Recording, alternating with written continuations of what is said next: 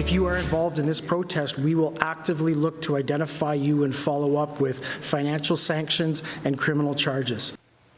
Canada's parliament is extending Prime Minister Trudeau's emergency powers used to crack down on convoy supporters, but Conservatives say it's being used to target law-abiding citizens like a mom who donated a small sum of money to the movement. That is unconscionable. Joining us now, Fox Nation host Tomi Lahren on a Tommy Tuesday. Tomi, how is this tolerated in a democracy? Well, quite frankly, I think Trudeau just declared his country to be a dictatorship, not a democracy. It's something that you shouldn't see in the United States, you shouldn't see in Canada, something that you'd more likely see in places like Venezuela, Cuba, or China.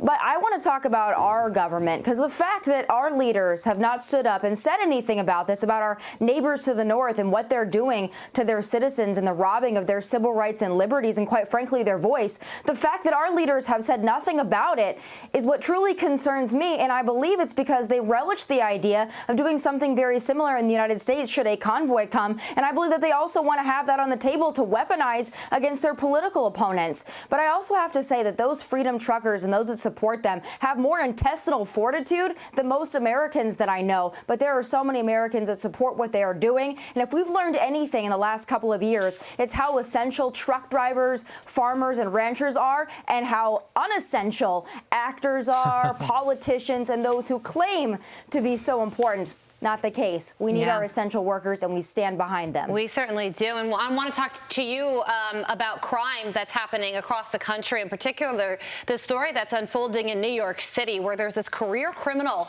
arrested 46 times, 46 prior arrests. He gets caught mugging someone, and then he is charged with grand larceny. DA Bragg downgrades his sentence. He said he was going to do this. Now it's happening. What do you make of this situation and the fact that these criminals are still getting off pretty easily?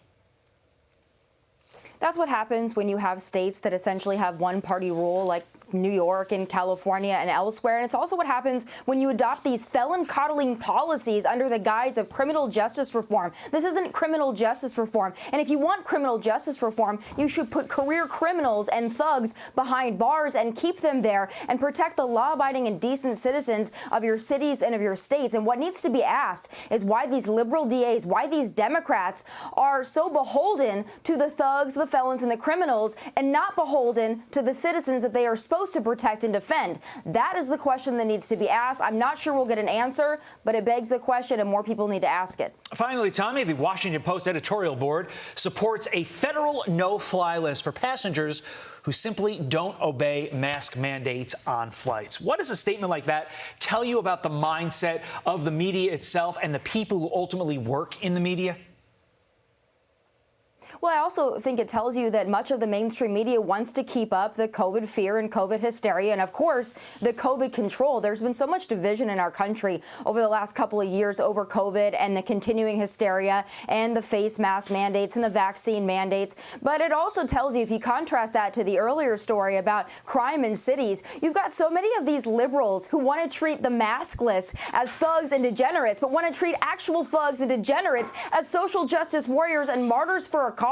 That just shows you what a messed up time we live in, and unfortunately the mainstream media is complicit with that. On airplanes, we know that those cloth face masks are essentially decorative face coverings at this point, so it's time to unmask, it's time to breathe freely, and we shouldn't be treated like criminals for doing so, much to the dismay of liberals who want to keep up that COVID hysteria. Tomi, I prefer when you call them a face diaper. That makes my Tuesdays usually. So please regale us. Always a face diaper, and I will make sure I say it for you next week. Thank you, Tomi. That's our Tomi. We Have a great appreciate it. Hi, everyone. I'm Brian Kilmeade. I want you to do me a favor. I want you to click to subscribe to the Fox News YouTube page. This is the only way that I know for sure that you're not going to miss any great commentary, any great news bites, any great interviews coming your way on Fox. You can get it all here on YouTube. So subscribe right now.